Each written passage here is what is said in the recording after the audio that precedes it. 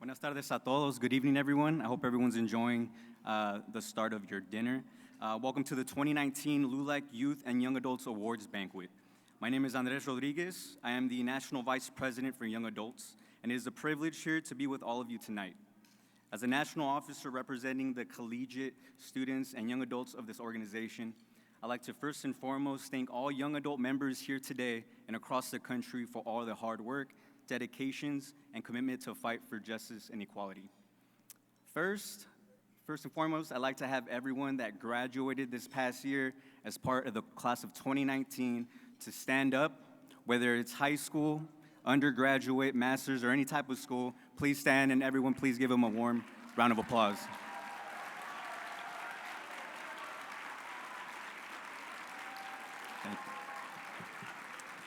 Thank you.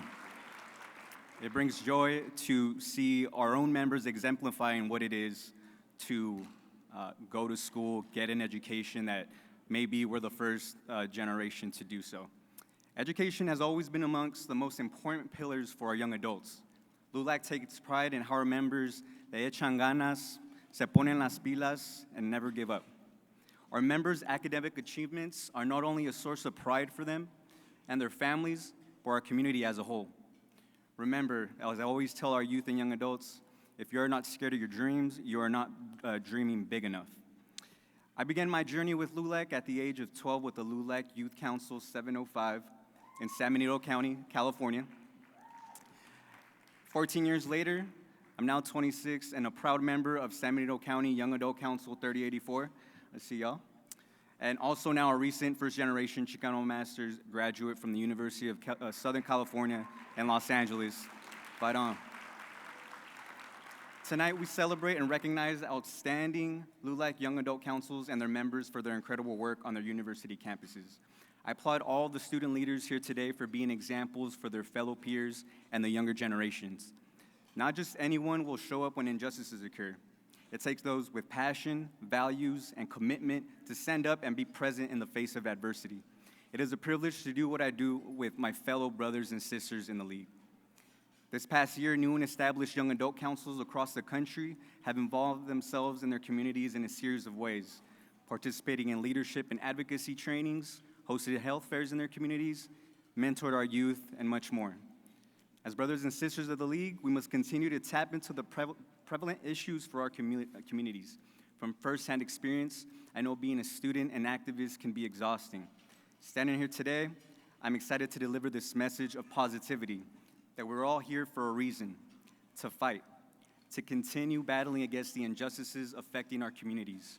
So on that note, I tell you all, do not be discouraged, because it is much too easy to give in to fatigue and defeat, but it is worthwhile when you choose to stand together for what is right. Thanks. Now, from City Hall to the House of Representatives to now running for the 2020 Democratic nomination, it is a pleasure to introduce a champion for education, a lover of Whataburger, an environmental advocate, and defender for civil rights. Please help me give a warm welcome to Representative Beto O'Rourke.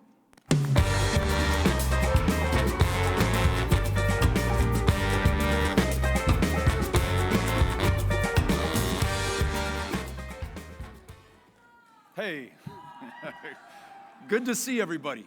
Thank you for having me here tonight. Very, very grateful.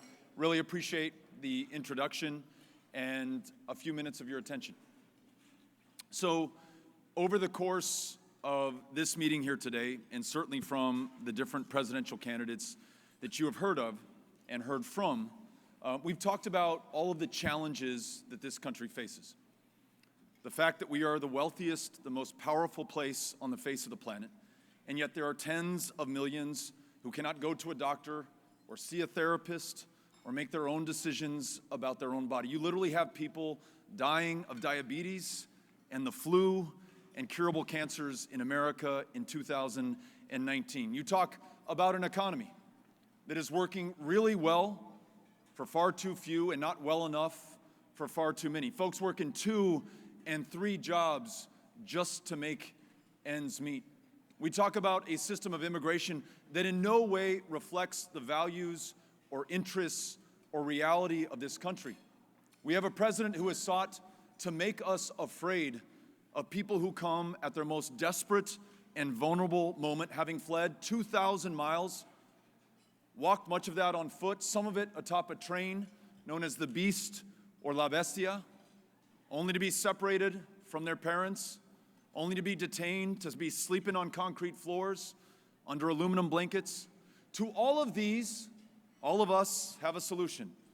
Universal, guaranteed, high-quality health care, making sure that we have a minimum wage that is a living wage, rewriting our immigration laws in our own image. On that, we all agree.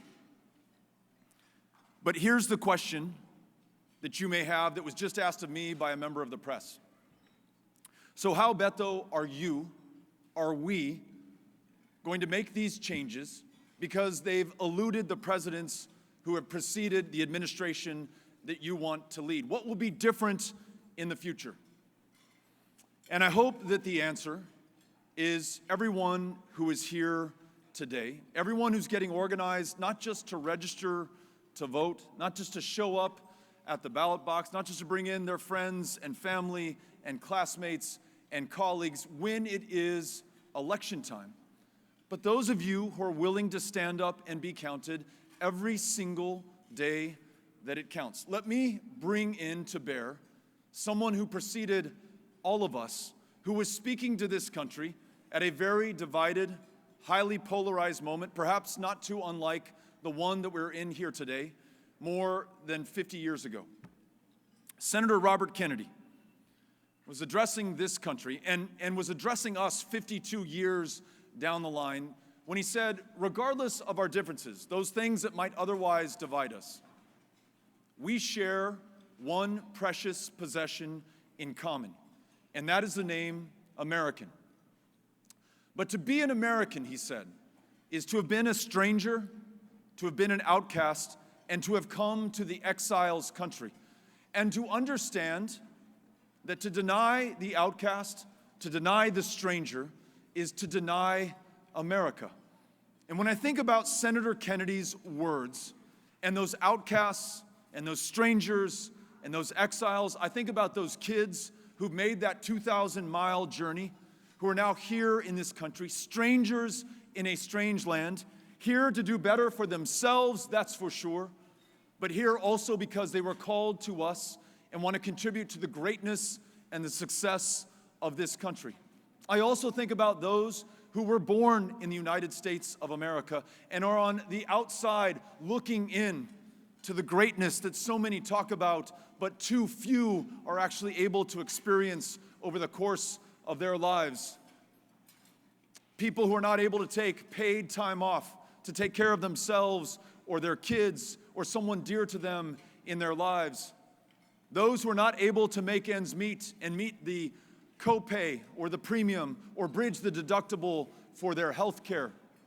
Those who are in the largest criminal justice system in the world, 2.3 million of our fellow Americans locked up tonight, the largest prison population on the face of the planet, disproportionately comprised of brown and black Americans.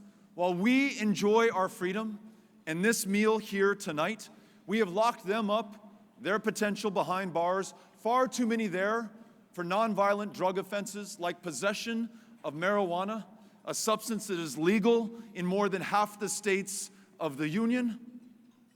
How do we meet this challenge of bringing everybody in to the success of this country? Those who've been locked out of this success and those who have been locked up.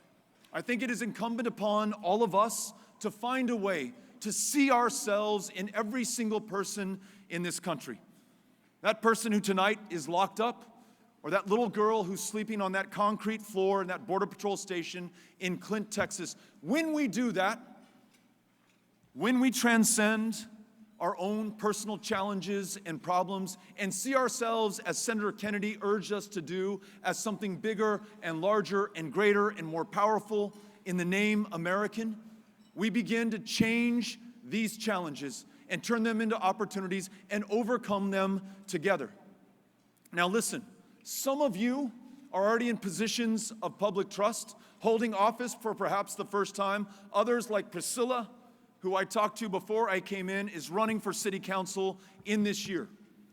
Each one of you who's willing to knock on doors or make phone calls or show up or have those unguarded, honest, raw conversations with your fellow Americans, I ask you to do the following. Do not write anybody off. Do not take anybody for granted.